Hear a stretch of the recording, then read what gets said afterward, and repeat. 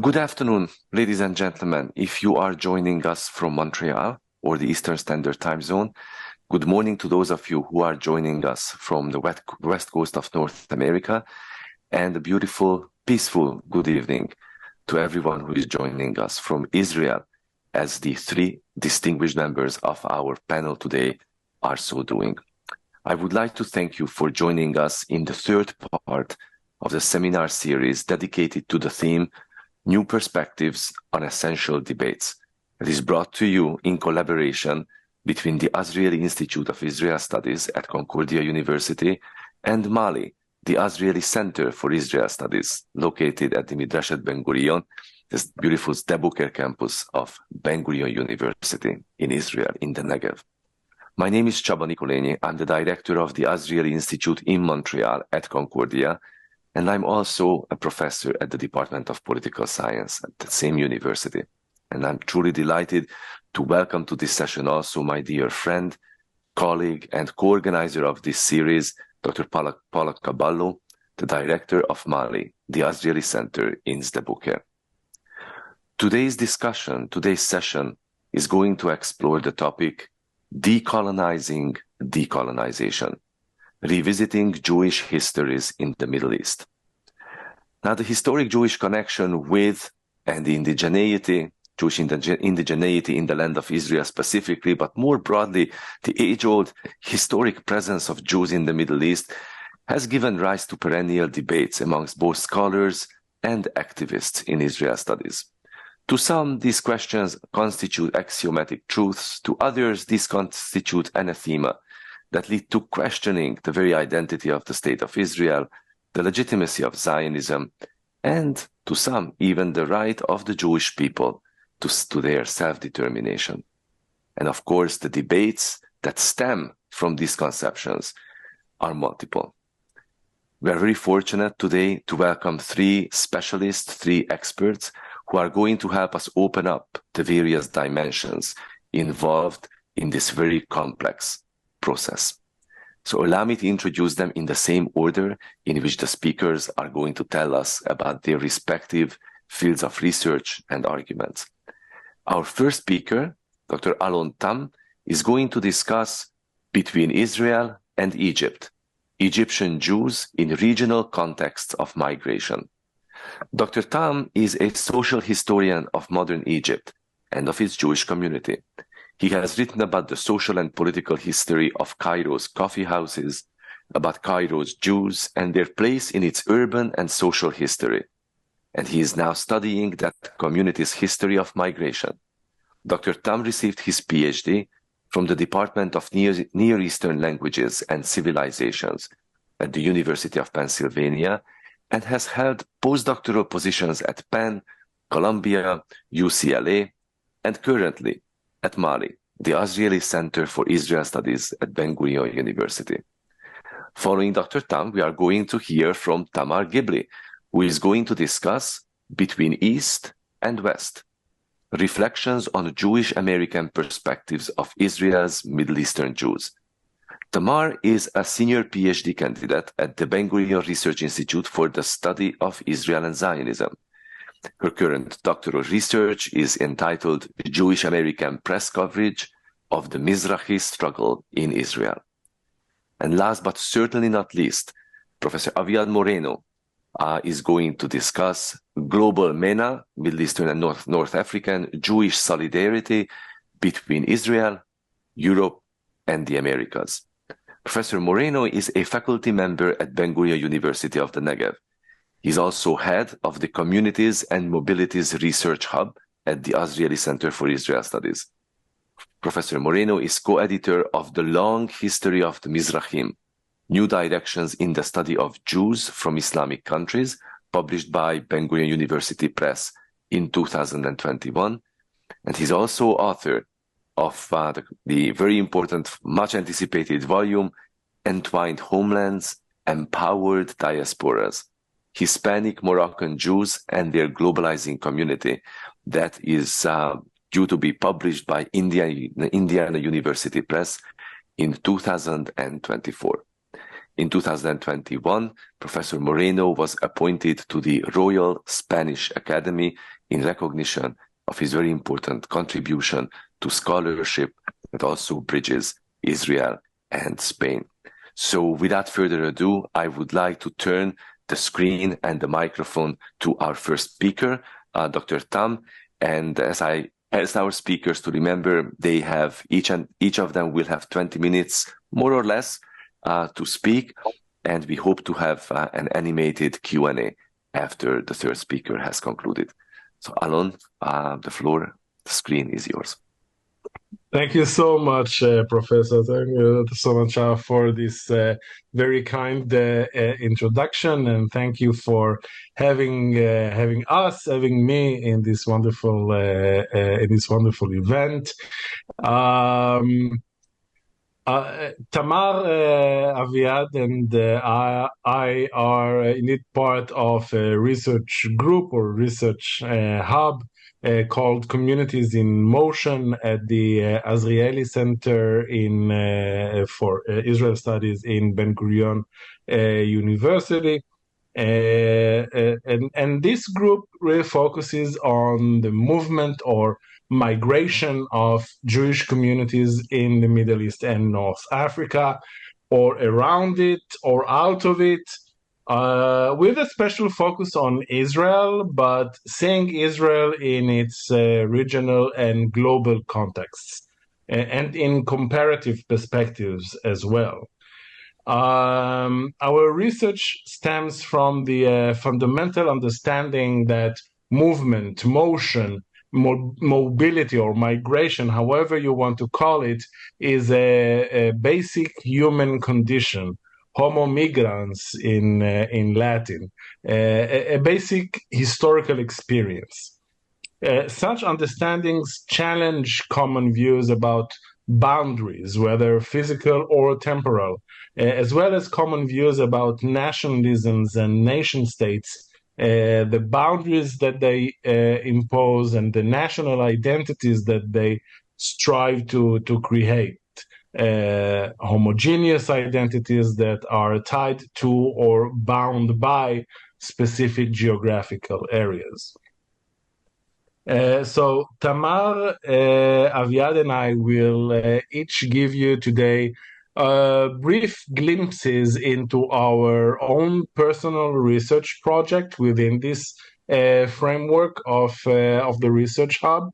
So on the whole, you will get a good overview of the kind of research that this hub is doing and promoted.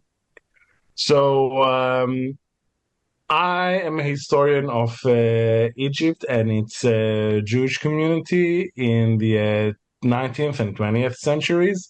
I wrote about urban history, social history, cultural history, and very quickly came to the conclusion that you cannot understand the history of the Jewish Egyptian community without the historical experience of migration. And I'm not even talking about the historical demise of that community in the 1950s and 1960s as a result of forced migration out of Egypt. In fact, the Jewish Egyptian community in modern times was a community of migrants, which I may elaborate in a moment if I'll have time. But I want to focus today on a specific aspect of this history, and that is the fact that Egypt and Israel have such a shared history based on their geographical proximity that we might even think of them as one unit. And I'll share my screen here so you can see what I'm actually talking about. Right? Can you see? Yeah, you can. So you can stretch the history of Egypt and Israel even back to pharaonic times, right? When ancient Israel was part of the pharaonic empire. Ottoman Palestine was under Egyptian occupation as late as the 1830s. You may recall that Jacob's sons went down to Egypt due to famine in ancient Israel and multiplied there, as the Bible says, right? And here you have an ancient, a biblical history of economic migration, right? You may also recall that the people of Israel, indeed, Judaism itself, were born quite literally out of Egypt. Jews celebrate that every year. There has always been a Jewish presence in Egypt ever since, which was very much tied to the Jewish community in Israel or Palestine, as it were. We can clearly see that in the documents from the very famous Cairo Geniza, for example. But you might be surprised to learn that these close connections extended even to the Zionist Jewish community, the Yishuv in Hebrew, in late Ottoman and Mandate Palestine.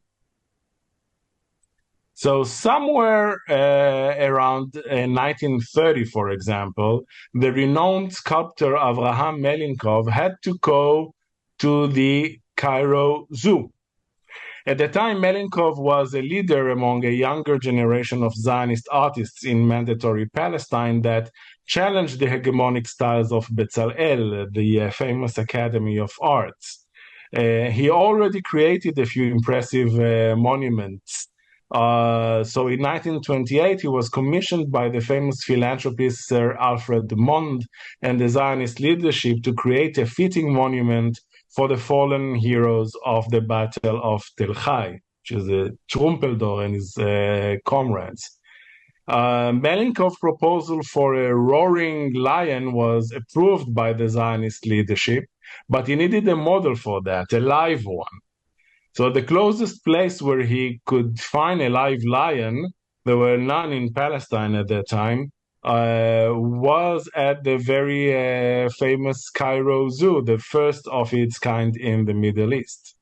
So Melinkov went to Cairo, where he was stationed before as a volunteer in the Jewish Legion of the British Army during World War I, and took lots of photos of lions in the zoo. Helped by the Egyptian gods there, and you can see his personal pictures here. And thus, the famous roaring lion of Tel Chai was modeled after an Egyptian lion, as it were. So this is, of course, one of the most iconic monuments in Zionist and Israeli history, immediately recognizable by any Israeli, commemorating one of the foundational myths of the Zionist movement. I personally love this anecdote because it represents the inextricable ties, everyday myriad ties between Israel, or what would become Israel, and Egypt.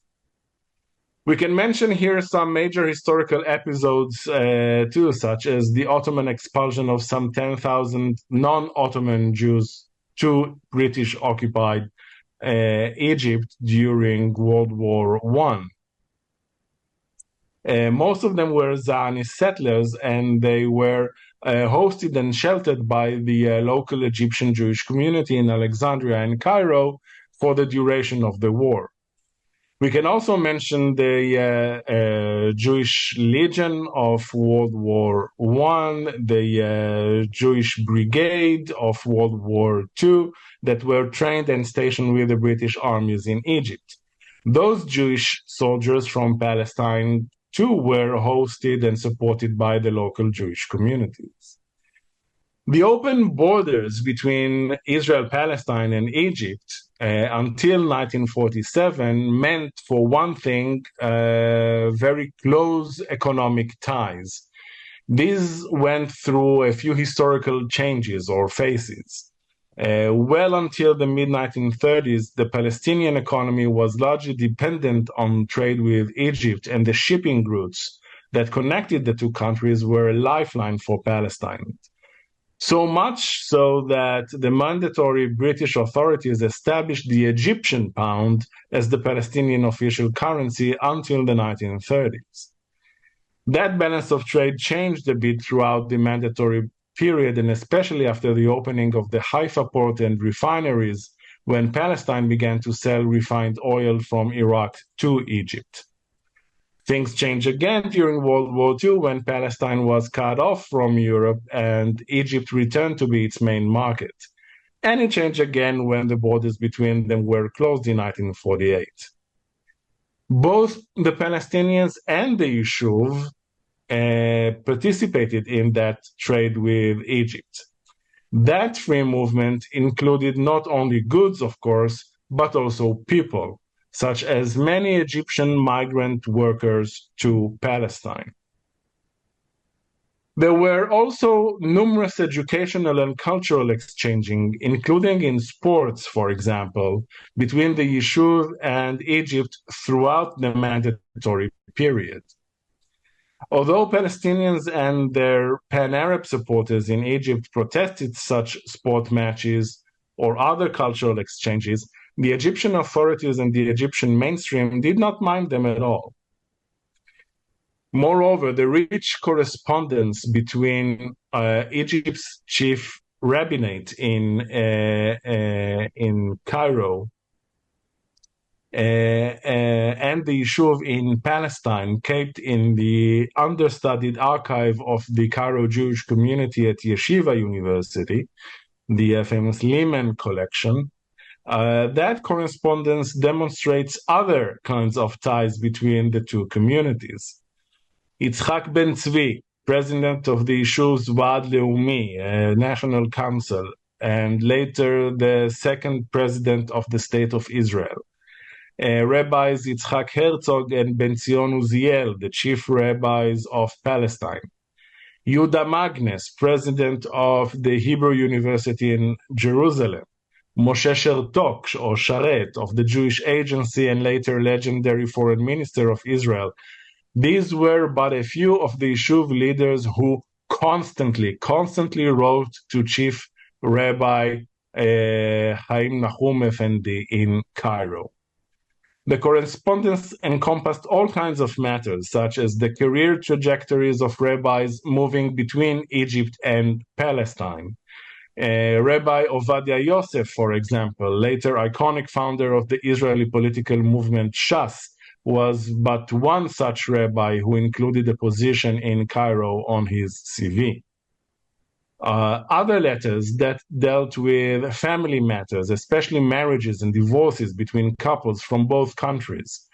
Other letters were about sending sick children from Egypt to clinics in Palestine, or taking care of the soldiers of the Jewish brigade stationed in Egypt, or about pleading with the Jewish leadership in Egypt to help the Zionist assassins of Lord Moyne, the British Minister of State in the Middle East, who were caught in Cairo in 1945 by Egyptian authorities. But mainly the leadership of the Yishuv in Palestine was constantly asking for money, which the largely affluent community in Egypt usually supplied. For example, it is somewhat known that Ahmad Lutfi Sayed, leading Egyptian intellectual, president of Cairo University and Minister of Education, represented the Egyptian government at the inauguration of the Hebrew University in 1925, and even delivered a keynote speech there. What is less known is that he came with a delegation of about 100 Egyptian Jewish dignitaries who donated the bulk of the money to open the Hebrew University. In the following years, Yehuda Magnes, the university's president, constantly asked the community in Egypt for more money for the university. Let me share just a couple of more examples for the extent of Egyptian Jewish investment in Palestine.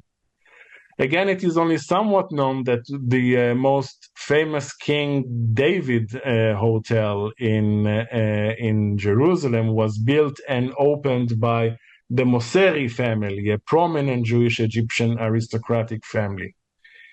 This hotel occupies an iconic place in Zionist and Israeli history since its southern wing housed the headquarters of the British Mandatory Authorities and the British Army in Palestine, and it was bombed in 1946 by the Zionist group known as Etzel, or Irgun in English, led by Menachem Begin, later Prime Minister of Israel. Today, the hotel is the semi-official guest house of the Israeli government for visiting foreign dignitaries.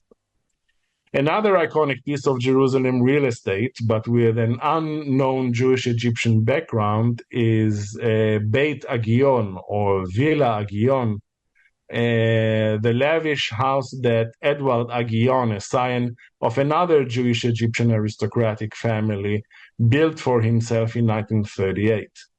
It is today known to Israelis as the Prime Minister residence in Jerusalem, or just as Balfour after the street name where it is located, but not after Edward Agion. My point here is this. The multi-level, multivalent, and constant connections between the Jewish community in Egypt and the Yishuv belie the old hegemonic narratives which argued that interest among Jews in the Middle East and North Africa in the Zionist project was very limited, if at all, and that those communities had only a traditional religious or messianic interest in the land of Israel. Egyptian Jews knew firsthand about the Zionist project in Palestine, had connections to it, even invested in it. Some Zionists actually emigrated from Palestine to Egypt permanently or not. There were even small circles of Zionist Egyptian Jews. These were organized in the Hashomer HaTzair youth organization in the early 1930s. They comprised a few hundred members, and its first group of chalutzim, or pioneers in Hebrew, immigrated to Palestine and settled in kibbutz Ein HaChoresh as early as 1934. Later groups immigrated to Palestine between 1945 and 7 and settled in a few kibbutzim, the most important of which was kibbutz Nachshonim in the Sharon Central region of Israel. But these were outliers in the Jewish Egyptian community. Most Jewish Egyptians saw Zionism as other Jewish communities in the Middle East and North Africa saw it. They were enthusiastic about Jewish revivalism and empowerment, and generally supportive of the political project of establishing a Jewish homeland in Palestine, but it was very natural for them to think that Zionism should work out its place in and within the Arab nations of the Middle East.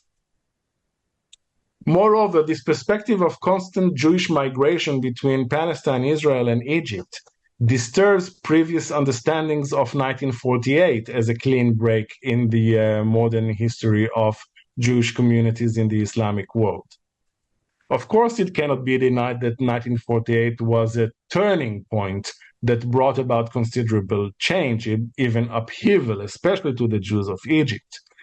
But the shared history of that community with Israel-Palestine did not start in 1948, but it rather changed then. The fact that Egypt led the war effort against Israel and lost adversely affected its Jewish community, perhaps more than other Jewish communities in the region. Jews were immediately identified with Israel and Zionism, whether they were so or not, and suffered bouts of harassment. In the 1950s and 60s, Egyptian President Gamal Abdel Nasser revolutionary regime that championed pan-Arabism and anti-colonialism pushed the ones it deemed to be foreigners out of Egypt. It promulgated an anti-Zionist law that targeted all Jews.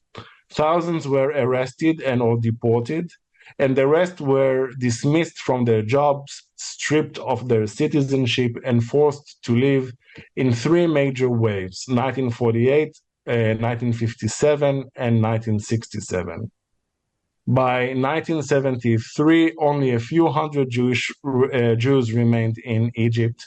from approximate 80,000 strong community. Many of those who stayed converted to Islam. About 50,000 Egyptian Jews immigrated to Israel and the rest to France, to the Americas, and elsewhere around the world. And their histories are a topic for another meeting, hopefully in the near future. Thank you very much. Alon, thank you so much for this sweeping overview of, as you correctly said, a very underappreciated and understood or perhaps misunderstood aspect of this particular Jewish community and this connection between Israel, the Yishuv, and Egypt, more broadly speaking. Thank you so much. Our next speaker today is Tamar.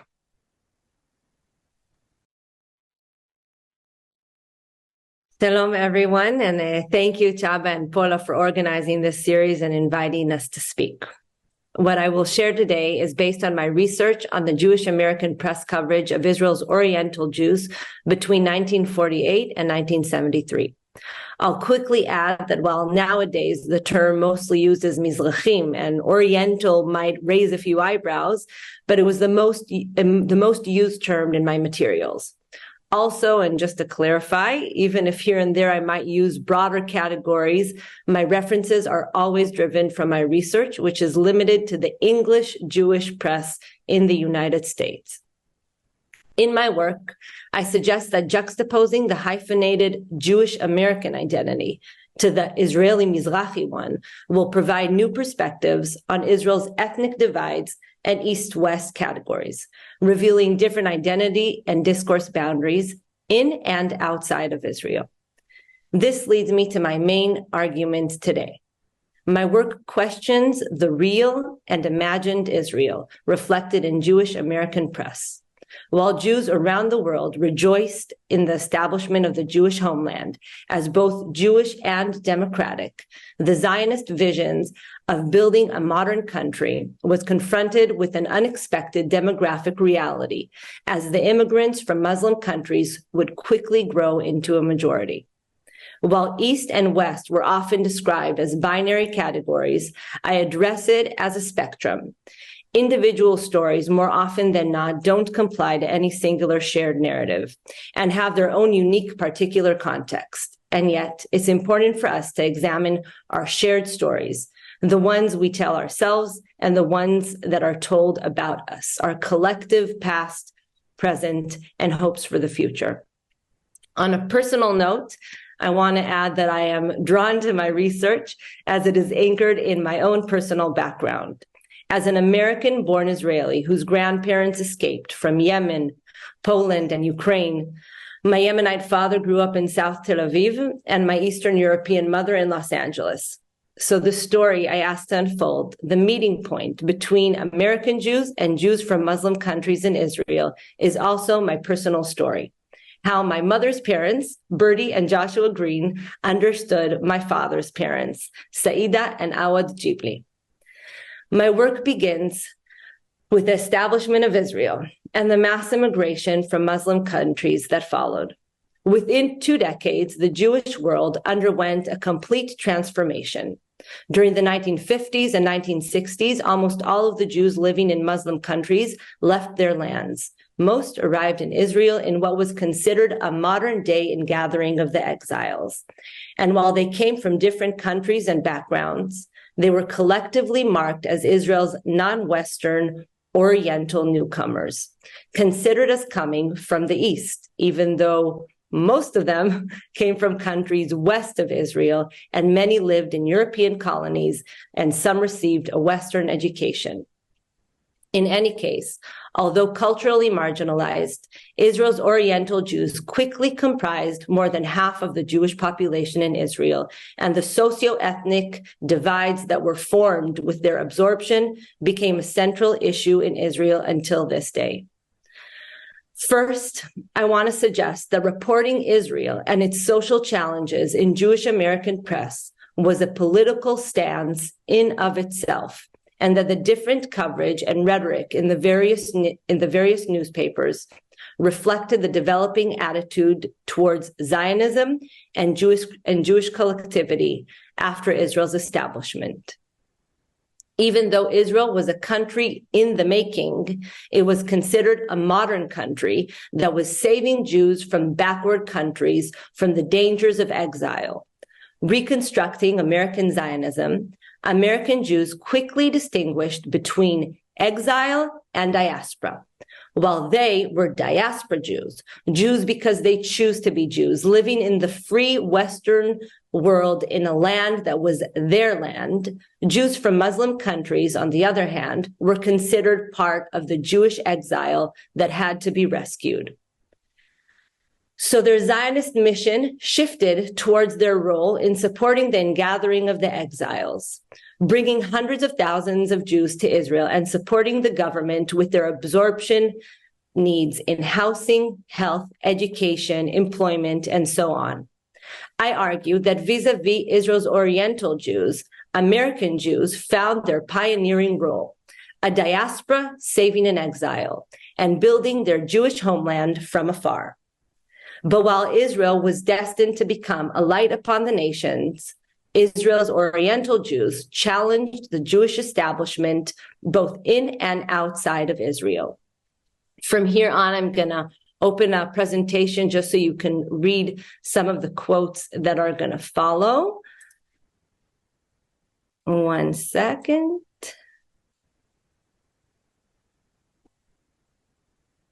Okay.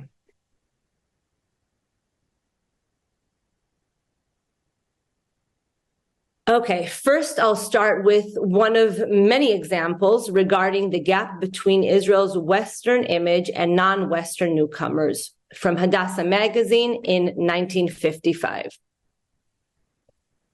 Tens of thousands of Jews from Oriental communities whose language, dress, ways, and customs are foreign to Israel have poured into the country. The dominant culture of Israel is Western, the ultimate aim, not only to raise their standard of living, but at the same time to change their total way of life, end quote. So together with immediate humanitarian needs that had to be provided, the common belief expressed was that they had to undergo a process of Westernization in order to fit the vision of a modern Israel. Soon, questions of how best to acculturate the newcomers became one of the biggest concerns after security and economic issues, and American Jews were requested to help. As early as the 1950s, American journalists warned of future ramifications of the developing socio-ethnic divides. But the binary categories prevailed and constructed a new Jewish world in which Jews from the Soviet Union and peasants from Eastern Europe with little to no education were seen as Western, while Iraqi, Egyptian, or Moroccan scholars with French education were considered Eastern. During the 1960s, the question of Israel's character was often discussed. While some feared that the Oriental Jews threatened the Zionist vision and would cause Israel to become a Levantine country, others offered an alternative meaning to the term, within which a Levantine Israel would be a hybrid nation, mixing the East and West, as it was considered a meeting point between continents and civilizations. So rather than merging the two together, the different cultures had to be preserved and honored. But at the same time, the term two Israels became frequently used after the Wadi Salib protests in 1959, addressing concerns that social and ethnic gaps, rather than diminishing, were widening. Fears that Israel was developing into two different social realities were increasingly discussed. For example, in 1962, in an article from Commentary, I'm reading, the idea of two Israels took root during those tense days. They're referring to the Wadi Salib protests. It neatly sums up some complex social realities, the division of Israeli society into two cultural camps. One Israel, the Israel of pioneering visions, European, if not European American in culture. The other Israel, its origins are in Muslim lands. Its dreams are of steady jobs, social acceptance, and a better life for the young. Each group is socially graded, and belonging to one or the other makes a difference. End quote. But how did American Jews understand these social complexities and their connection to these realities, which took place over 5,000 miles away from them? Addressing Israel's character, some argue that the binary approach between East and West should be replaced by a holistic approach, and that world Jewry had a responsibility to advance it. I'll further explain this through an article from The Reconstructionist in 1960. World Jewry should consider this problem of Israel's as their own, in the same way that land purchase, settlement, and industrialization concern Jews everywhere who have the interest of Israel at heart. There is one danger which Israel and Zionists throughout the world must seek to avoid, and that is to assume that the standards by which Israel is to live must be identical with those by which the Western nations conduct themselves. Israel is located in the Middle East. Its destiny lies there. It can render tremendous service by reconstructing the concept Levantine, giving it a connotation which preserves some of its desirable features, eliminating its undesirable ones. End quote. I want to continue this call for a holistic approach with an article from 1961 on the importance of preserving Jewish heritage by addressing changes in the school programs. The school books, the school books were quoted as just beginning to recognize that the life of Eastern Jewish communities is quite as much a part of the story of the Jewish people and of Israel as that of the European ones, acknowledging that rather than converting children to become copies of the Sabra, the aim of education should be for the children to keep as many characters of their family background, and that if denied, people will become culturally displaced. The goal should not be to mold a child, but to help him find his own way. Unless their own historical past is accepted, Eastern children have no way to relate themselves to modern Israel and will suffer the sense of loss that usually accompanies a blurred, unrecognized identity. End quote. While the Jewish American press mostly echoed a constructive narrative, highlighting the assimilation of Oriental Jews into a Western society, in some cases, harsh questions reflected an awareness to the complexities and a sense of shared responsibility. Prior to his journey to Israel, one rabbi published questions he hoped to answer in Israel. In an article published in May of 1959, he asked,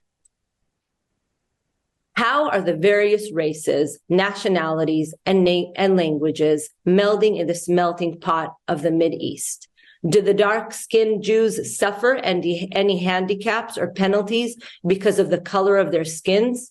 Is there a sharp division between Oriental Jews and Europeans, between Sephardic peoples and Ashkenazic? Do the Oriental Jews resist the machine techniques of the West more than the Polish or Romanian Jews? What is the rate of intermarriage between Oriental and European Jews? How are these marriages working out? Is the idealism of the pioneers still alive? What is happening to Judaism in Israel? End quote. So these questions are a reminder for me that while we are often answer-oriented, the questions we ask are sometimes more important. So when examining Jewish American perspectives on Israel's Oriental Jews, how did they view them? Did they pose a threat to the Zionist vision or an opportunity? How did the developing demographic challenges in reality impact Israel's image as a Western nation? Keeping in mind the differences within the Jewish communities in America and the changes they underwent during the 2 decades I discussed, what were the differences between the newspapers And how did American politics, social context, issues of ethnicity, religion, and race affect their views on Israel's challenges? Which Israeli voices were echoed, which were silenced? Was the government unquestionably supported? Was it challenged? Did they identify the existence of two branches of Judaism, East and West? Did they see and acknowledge Eastern Judaisms from the Muslim world? Or was it blurred under a discourse of unity? How did Jews in America, living in a pluralistic community with various religious denominations, address Judaism in Israel? And last but not least, how did Israel's East-West divides affect their developing relationship, not only towards Israel, but towards Israeli society? I want to end with these questions and return to the foundation of my research, that Jewish American perspectives on Israel's challenges can support a union based on Jewish diversity, a diversity which makes us, well, us. Thank you very much. Thank you so much, Tamar. That was just a wonderful ending to this fascinating presentation. Indeed, that would make us us. Was also fascinated by the way you reminded us of the importance of changing the binary into a spectrum. But more about this in the Q&A, perhaps. Last but certainly not least, I would like to invite Aviad to share his research with us and conclude the formal part of the panel. Aviad, please. Sure. I'm going to share my presentation. I hope you can all see it. Thank you so much, Chaba and Paula, for organizing this important event and for inviting us, to be a part of it. This ongoing war in Israel, there is an upsurge of expressions of Jewish solidarity, of course, along with criticism directed at Israel. Often our discussions center around the solidarity of the so-called Jewish diaspora, typically representing the Western communities, Western Jewish communities, as we've heard from Tamar, while my fellow panelists focus on Mizrahi Jews, the MENA, Middle East, North African Jewish communities in the region per se, including Palestine and Israel, as we heard from Alon. I'd like to reflect more on the proliferating diaspora as a way of following up on what Tamar says and what Alon presented in his presentation. And my primary question today will revolve around the question of what happens when this Israel diaspora relation described by Tamar encompass Jewish groups from a shared Middle Eastern background across the globe. Those who immigrated to Israel, Canada, France, in different locations. The focus will be on the 1970s. That's another follow-up on what Tamar said. This is just like a side note. Many Israelis today draw parallels between the contemporary war and the 1973 war.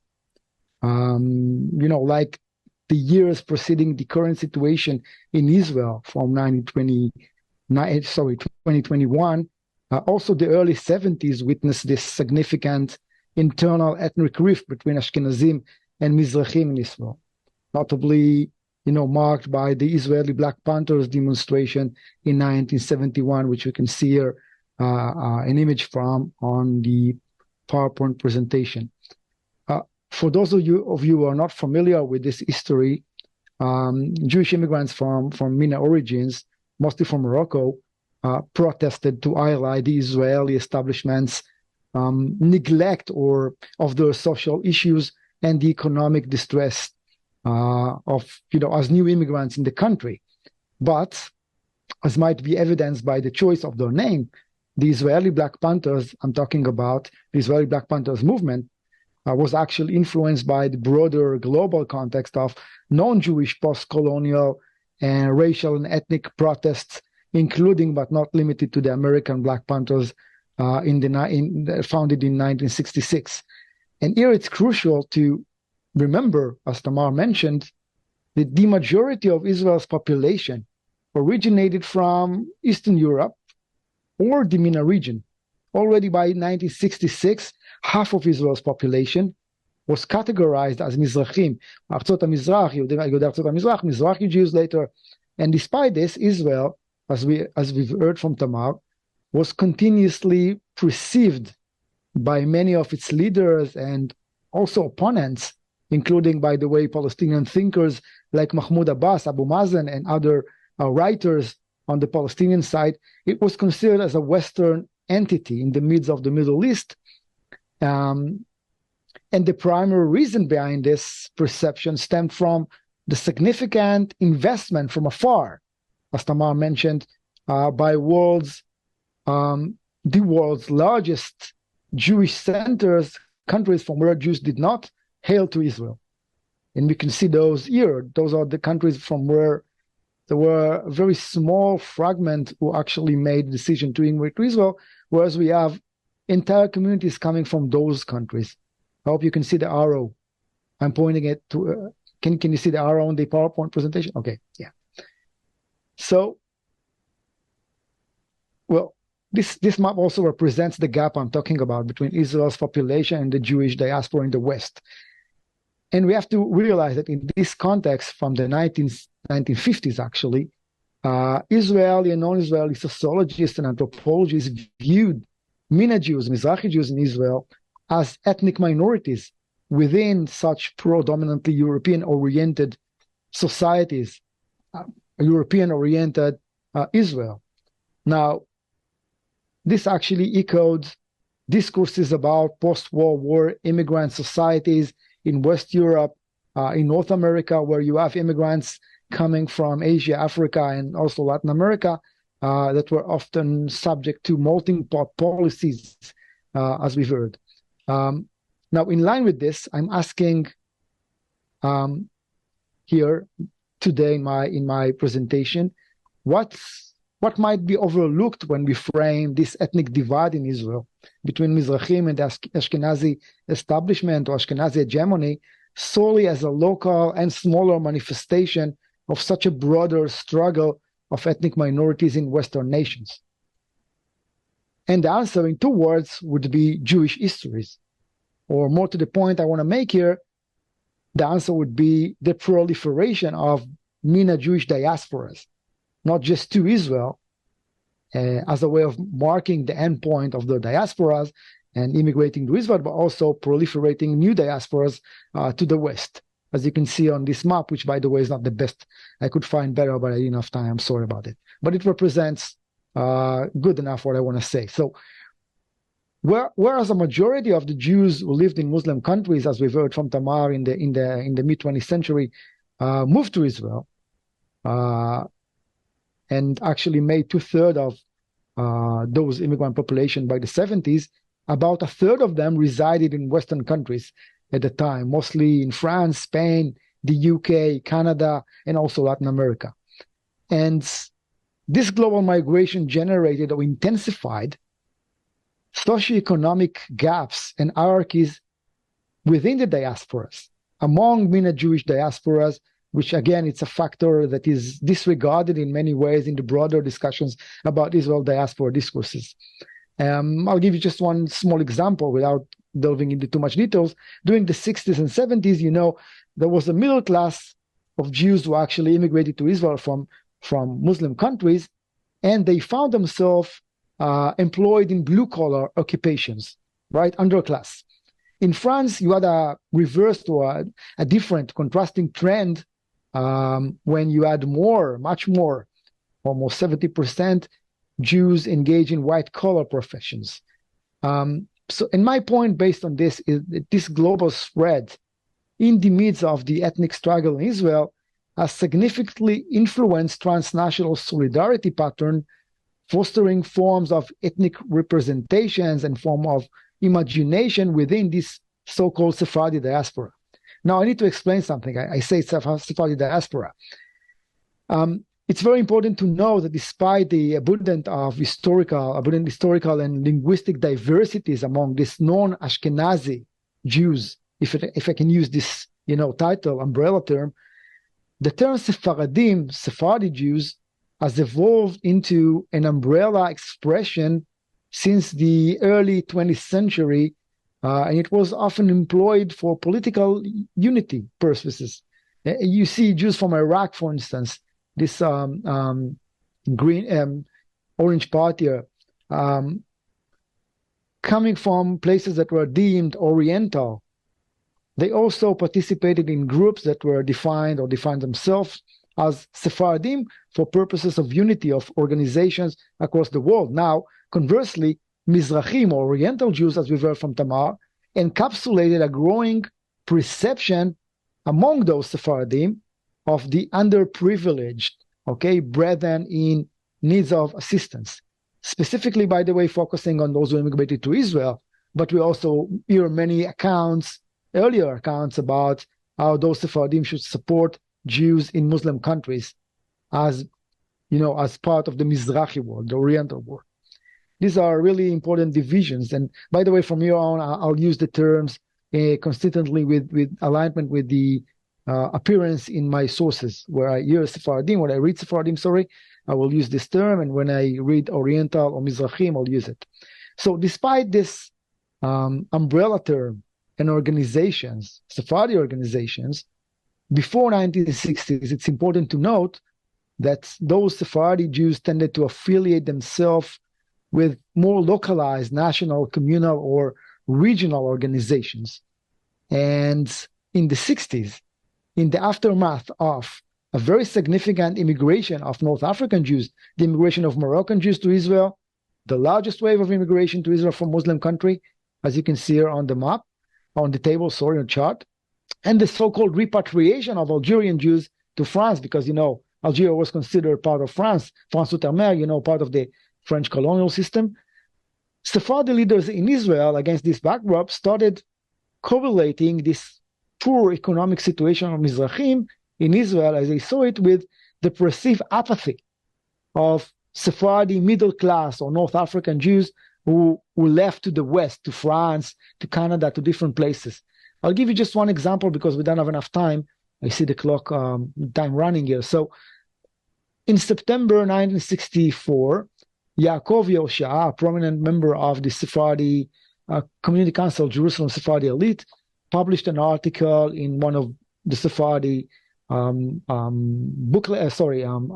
periodicals, and he quoted Golda Meir, then the Israeli foreign minister, as having defined the immigration of young Jews, not necessarily Mizrahim or Sephardim, young Jews to the West, probably from Eastern Europe or other places, as Israel's utmost problem after its own security. Why? Because instead of facing physical danger and then, being audiences of rescue operation, they encountered challenges related to the assimilation into non-Jewish societies, which were described as itbolelut, or in words, actually suicide in demographic and spiritual terms. This is error. Along these lines, Yoshua, the Sephardi leader, the Sephardi writer, described the masses of Sephardi youth, Sephardi Jews who immigrated from North Africa, as we saw here, to France and also Spain and other places, as Jews who needed to be saved by Israel and Zionism from such loss of Jewish identity. Now, this is the twist.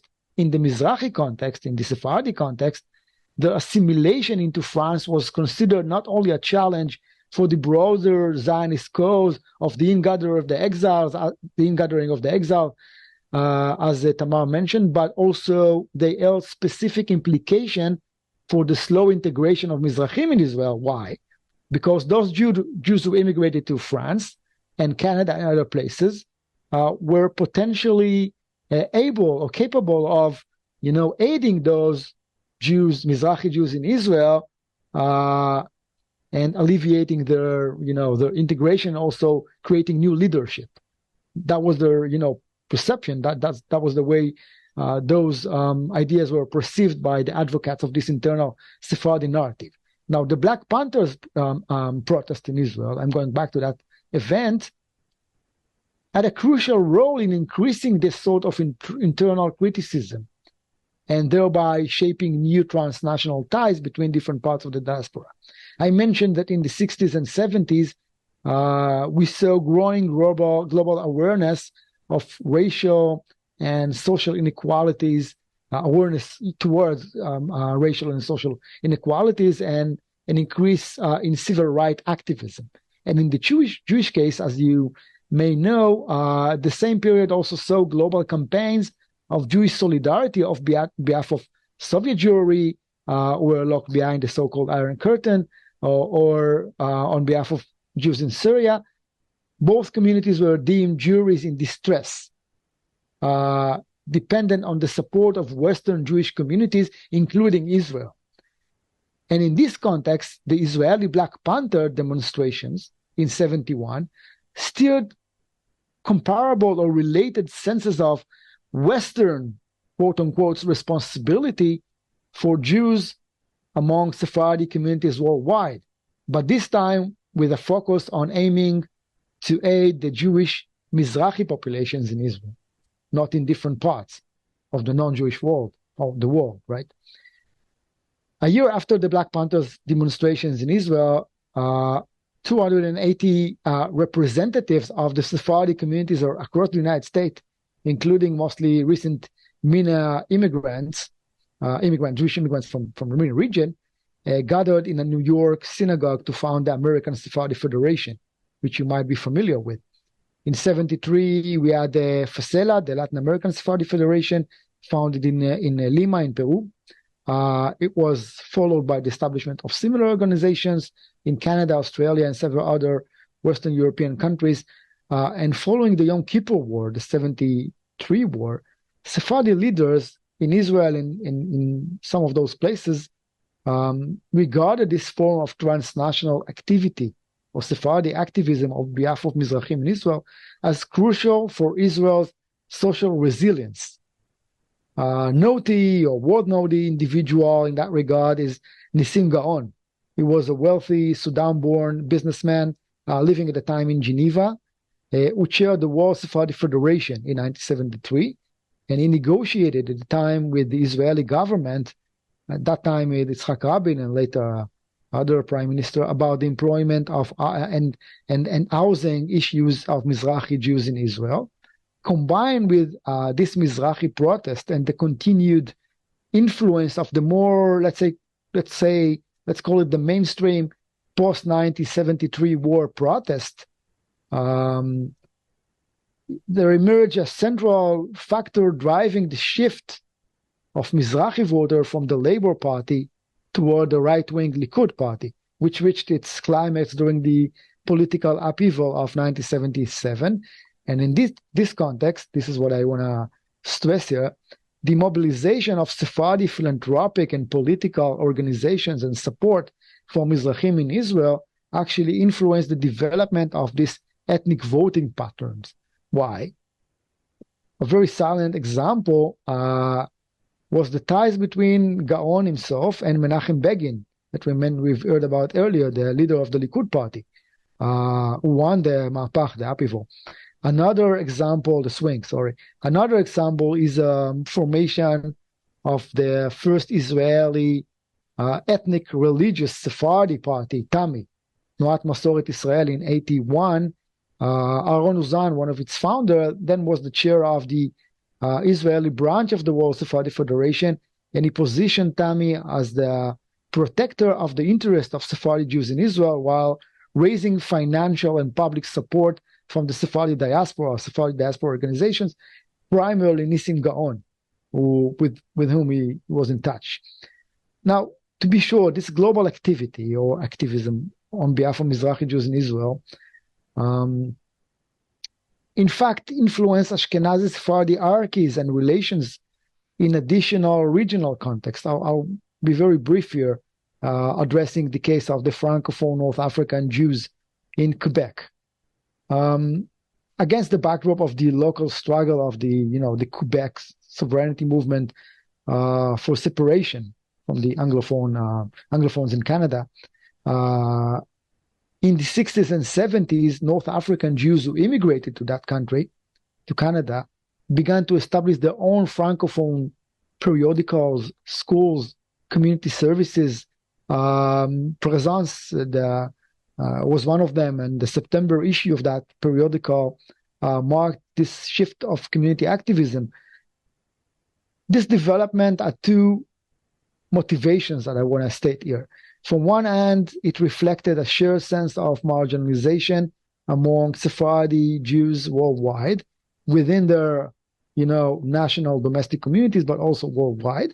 They were talking about decolonization of the, Sephardi world.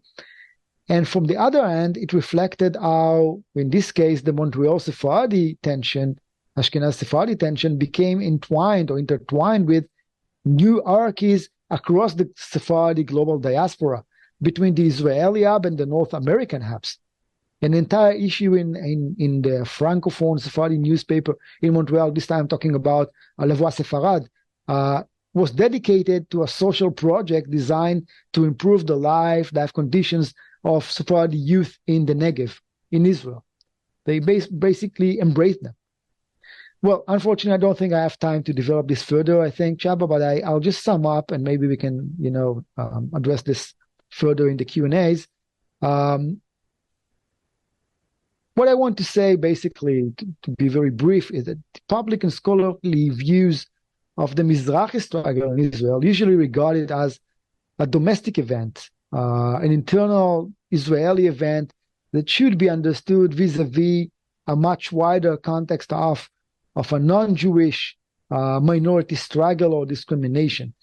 While this is crucial for understanding the local Mizrahi struggle in Israel, I think this framing, in fact, leaves very little room for analyzing transnational power relations among MENA Jewish diasporas worldwide prior to the establishment of Israel, but definitely also after that very significant date, as we've heard from Alon. And when we delve into this form of transnational solidarity among Sephardi Jews, Sephardi leaders, within the context of marginalization of Sephardic Jews within the Zionist movement, within Israel as a Western country, we find that this solidarity does not necessarily work against Zionism or against the Israeli establishment. Instead, and this is my bottom line here, it reveals new layers of complexity of East-West relation, maybe a spectrum, as Tamar mentioned, of relationship within this Israel diaspora relations that, moves between, the Ashkenazi hegemony and the more underprivileged Sephardi communities, depending on the places and obviously the temporal context. So that's all. That's wonderful. Aviad, thank you so much. Thank you for adding another rich layer of complexity to our discussions. And before I would turn to the Q&A, and at this point I would like to invite everyone in the audience to please share your comments and questions with the speakers in the chat, which I will try to moderate. Just wanted to mention briefly that since you talked about Nissim Gaon and his involvement with political life, I think one generation later, that family actually becomes part of the family of the current president and Gaon's family actually unites. So when he was in office, the late president Chaim Herzog shared a family connection with Nissim Gaon's daughter, I believe. So that's just another way of seeing tremendous complexity. Wonderful remark. I think Alon would have quite a lot to add on this because he studied the Ambash family, the Egyptian, branch of this community, of this family. Really interesting family. Yeah. Great. So maybe, again, I don't want to abuse my position here as a moderator, but Alon, if you have something to say, I would personally love to hear. But I have about 4 or 5 questions, comments already, and they are all fascinating. So I'm just going to share them all. Here there is a comment from Albert Hershkovich, who is a very important member of the Montreal Jewish community from the Spanish and Portuguese synagogue.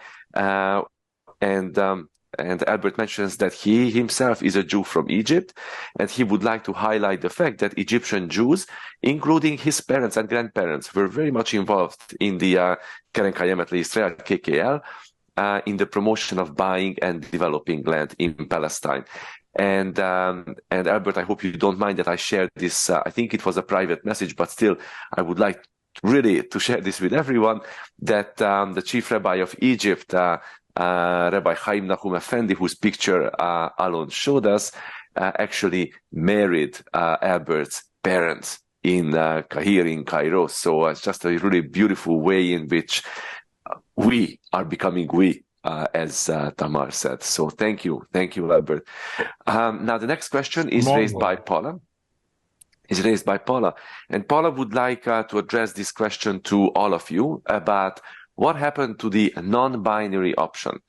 Alon, it seems that there was in fact a non-binary reality prior to 1948 in Palestine. What do you say? And Tamar, Paula suggests that it could be that Jewish Americans actually enhanced the binary option as they were aiming to integrate into the Western American society. And by so doing, they tried to draw the lines between them and the other Jewish communities. So I will leave you with this before I would continue with some of the other questions that have been dropped into the chat box. So the non-binary. Right. Thank you, Cha and Paula. So then, in non-binary, I assume you are asking about questions of identity. And again, like identity is a very nationalist discourse, right? This idea that someone has to have some national identity, where there are other layers of identity that really challenge those like boundaries of the nation state. And take for example the Ambash family. So Simcha Ambash, the grandfather of our current president, the graphic of our current president, not a former president.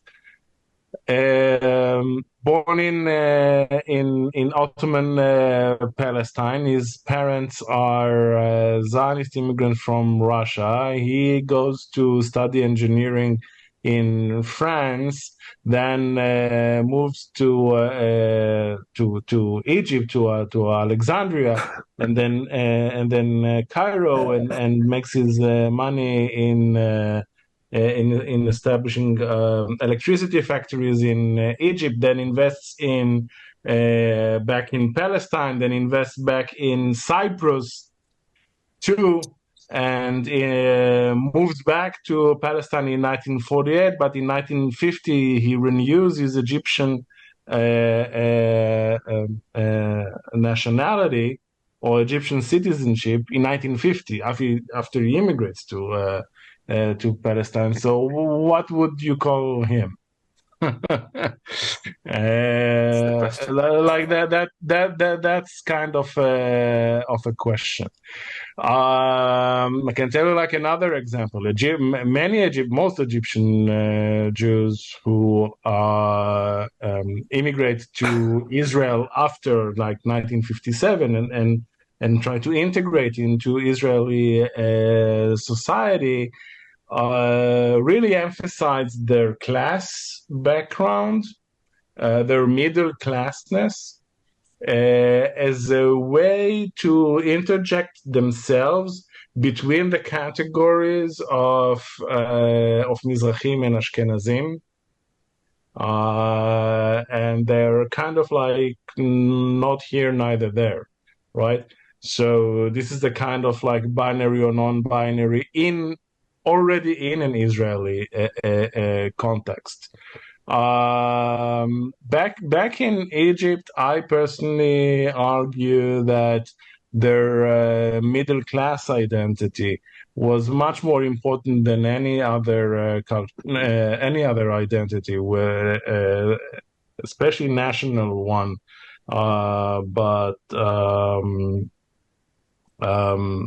yeah, so I'll stop there. Yeah. Thank you, Alon. Thank you. Tamar, any reactions to relating to the question about non-binaries in the American Jewish context? I wasn't thinking about non-binary in the American context. I was thinking about how the most non-binary aspect would be that East and West Jews in Israel were seen as from the beginning, very temporary category, because of the aim was to create one nation. So not only one nation of Jews in Israel, but one Jewish nation that can be Am Yisrael, like a sense of unity. So there were articles that referred to the fact that in order for diaspora Jews to have a relationship with Jews in Israel, then Israeli Jews had to be Western enough to have the connection to Jews in Australia, in Canada, in America, in the UK, like the big centers of Jews.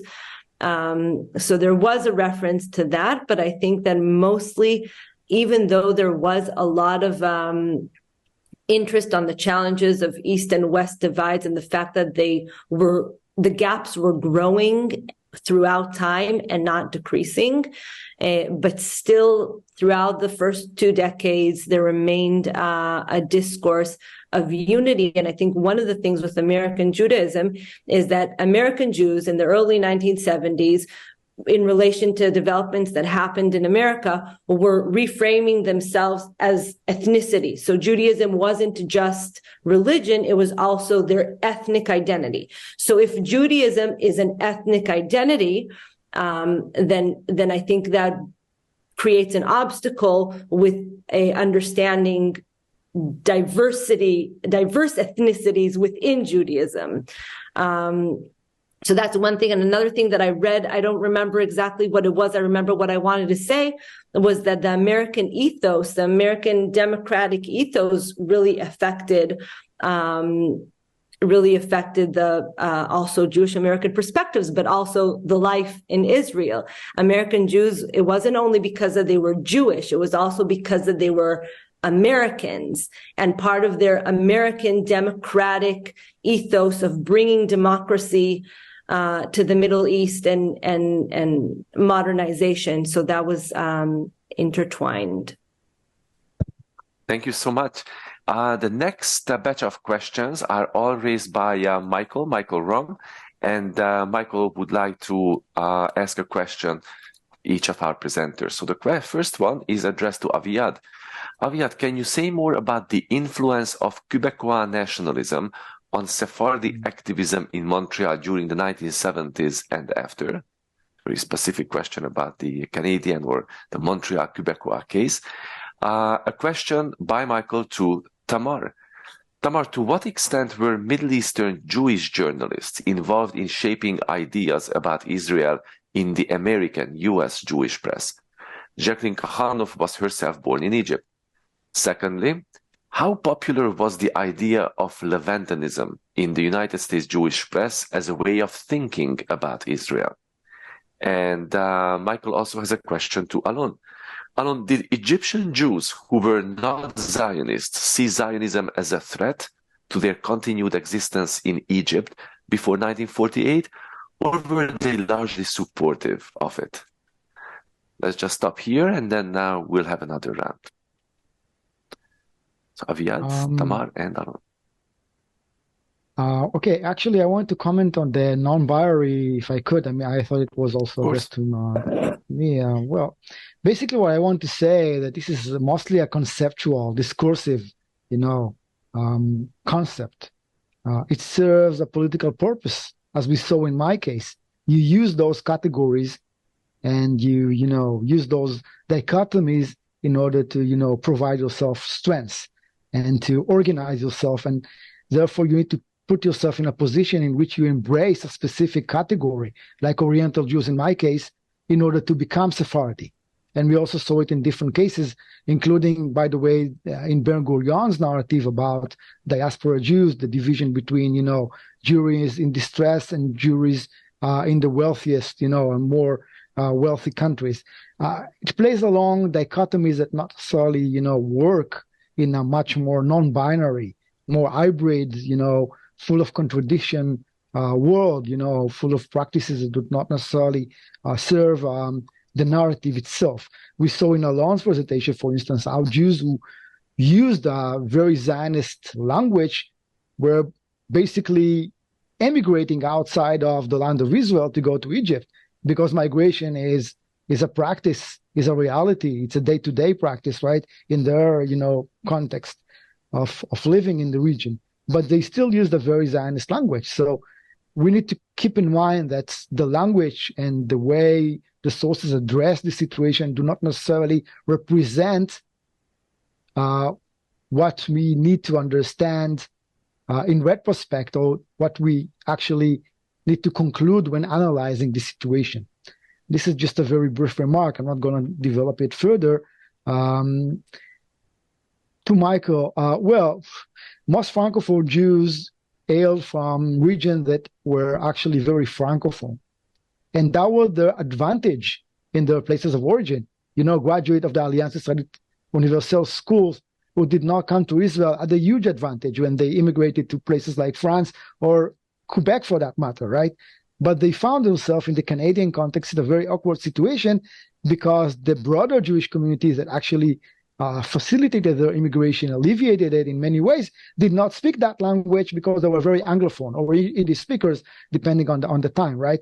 And they found themselves in the midst of, disparity between Anglophones and Francophones, and they had to make a choice whether they want to join the Anglophone community and integrate with Ashkenazim, or to become part of the, struggle for, let's say,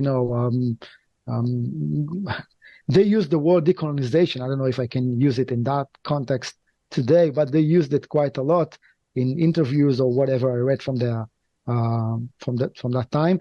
By the way, this is based on a shared project I'm carrying on with Roy Shukron, who is a student, McGill student of Chris Silver, and this is part of our conclusions. But we also try to globalize it and move beyond the Canadian case to show other regional contexts where you have Sephardi, Mizrahi, Ashkenazi categorizations and disparities that work and develop vis-a-vis what's going on in Israel at the time and the way they react to it. I can just give you an example. I know I'm not necessarily addressing the question, but I'm developing it.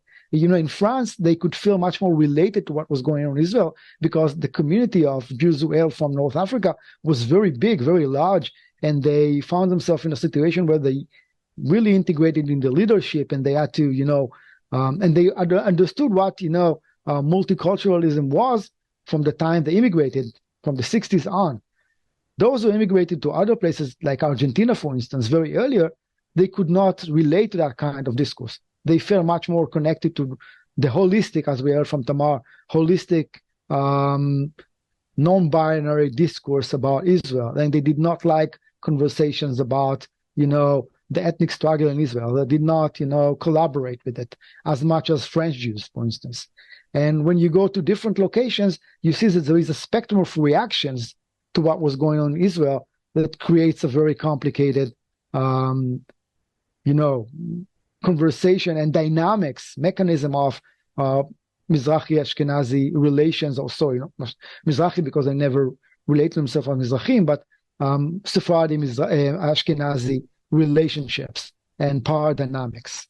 So I hope that addresses your question, Michael. We can talk in person if you want, and I'm happy to send you the draft of the research. Thank you, Aviad. Tamar, Alon? I'll quickly say about the Middle Eastern Jewish journalists that absolutely the articles from Jacqueline Kahanoff. She had a lot of articles in Hadassah magazine during the 1960s. Nissim Rajwan, Daniel Kazum, Jews with Middle Eastern background influenced the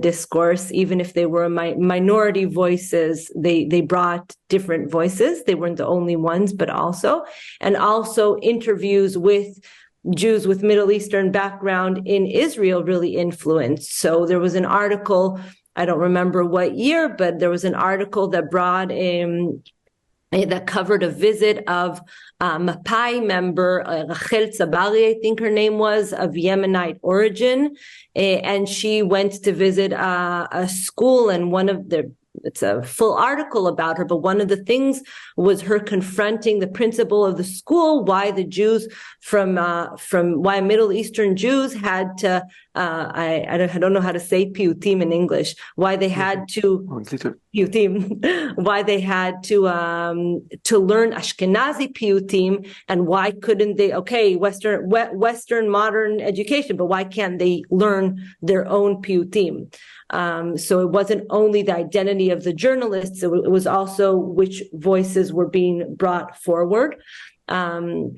Was there another question? Levantinization.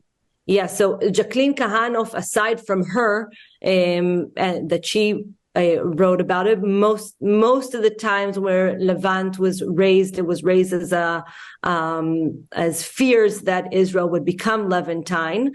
But I was surprised during the 1960s to see how much the term was used on both directions. Also from promoting, encouraging. There was even one journalist that said that Israelis live in fantasy land because they believe that they can have it all. They can also be modern and also be Levantine.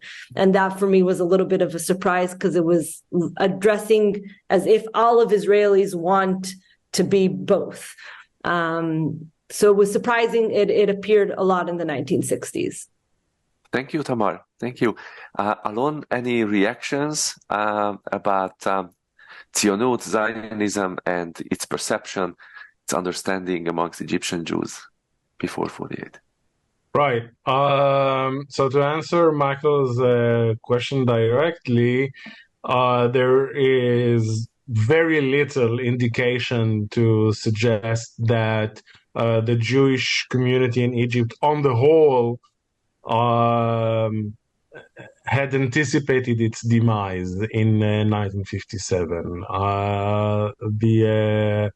The great exodus or expulsion from Egypt in 1957 came totally as a shock.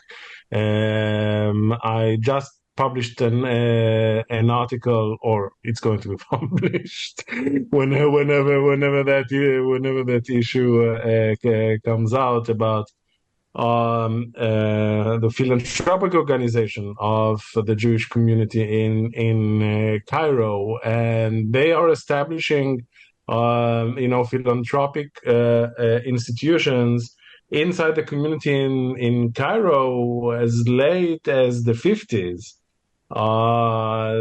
This is not a community that contemplates its demise.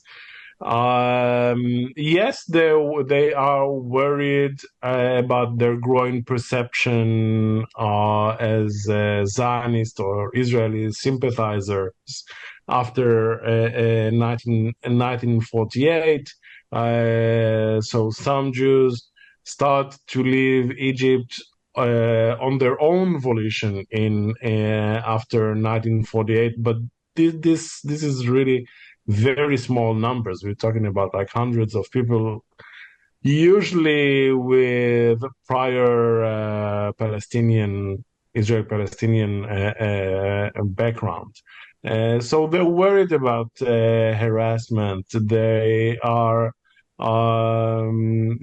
worried about the perception in Egypt, but they're not worried about a total demise of the community. attitude toward Zionism. So yes, there were very small circles. There were very small circles of Egyptian Jews who were Zionist activists, Zionist ideologues, activists in Zionist organizations. But again, their numbers were very, very small. The community on the whole saw Zionism as I think most Jewish communities in the Middle East and North Africa saw Zionism. They certainly knew about it. They knew what's going on. They got the news in their own newspapers of their own communities. They donated. They were enthusiastic about, Jewish revivalism, Jewish empowerment. In Egypt, they didn't feel until very late any problem with showing their sympathy in public. There were like Maccabi clubs and things like that, but they didn't contemplate Aliyah. They did think that Zionism should be the Zionist movement should consider how it is working within the region, how it is working with Arab nationalism, how it finds its place in the region. They're not thinking of like big protracted bloody conflict between Israel and Arab nations or the Palestinian Nakba, for example, for that matter. Thank you, Alon. And although we are almost out of time, there really is a fascinating exchange of views and ideas in the chat amongst three of our participants or three members in the audience regarding the question of decolonization. After all, we did put the term in the title. So let me just share maybe the gist of the exchange with quick quotes from each of the comments, and then asking Tamar, Alon, and Aviad for quick reactions so that we would still be able to finish relatively early for Israeli time, so to speak, because we recognize that it's getting very, very late already for you in Israel. So Nancy Koppelman opens the discussion about decolonization by noting that your wonderful presentations are a testament to how historical perspectives and understanding can reveal the oversimplification of the concept of decolonization. I have noticed that a great deal of quote-unquote decolonization pedagogy depends on Enlightenment ideas about human rights. Isn't this a contradiction? And Davida Charney adds as follows: in light of the complexities that you raised in these talks, is decolonization a productive concept for analysis? Is the Western exercise of power actually different or worse than the exercise of power by Ottomans, by the Soviets, the Gulf states, and other non-Western actors? And Sue Lieberman adds the following: isn't decolonization used too imprecisely to be truly meaningful? She thinks that as both of decolonization both as an external and internal processes. For example, who defines what decolonization means for them and how it is to happen? Indeed, let me just add that these are debates that we certainly have a lot of on our own campus in Montreal and then at the university, as we try to come to terms with how to understand anti-Semitism, for example, and Jews and the fate and the position of Jews vis-a-vis some of the other groups' experiences, especially in this current uptick of anti-Semitism after October 7th. I leave it at that. Aviad, Alon, and Tamar, your reactions to this fascinating exchange about decolonization. Should I go first? Yeah, sure. First. Yeah. Well, to be very brief, it's indeed a very, very important discussion, and we can't spend enough time to talk about it. But what I want to mention out of all I have to say, that basically, when you look at all those post-colonial literature, you barely see any mention of Jews as subalterns, as hybrid, as, entities or groups that have right for self-determination, because it's all surrounded and focused on understanding Israel as one part of the dichotomous division between colonialist and colonized population. Within the concept of those, racial theories, the division between whites and blacks or white and browns. And I find it very difficult to analyze using these specific categories all the diverse views, hybrid identities, to use Tamar's language, long histories, long durée, as Alon presented, to encapsulate, using those categories, all the richness that we discussed today.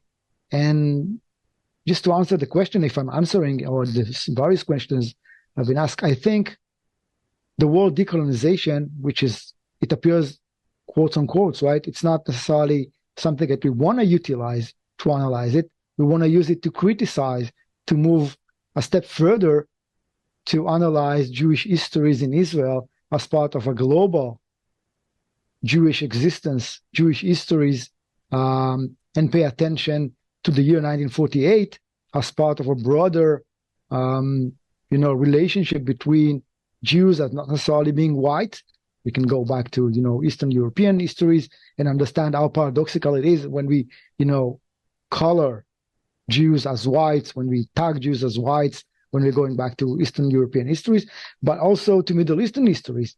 You can't just, understand Jews as being part of the colonization system, while we know that there were so many histories and, manifestations of Jewish persecutions also in this region, as Alon mentioned when you referred to the deportation of Egyptian Jews, for instance.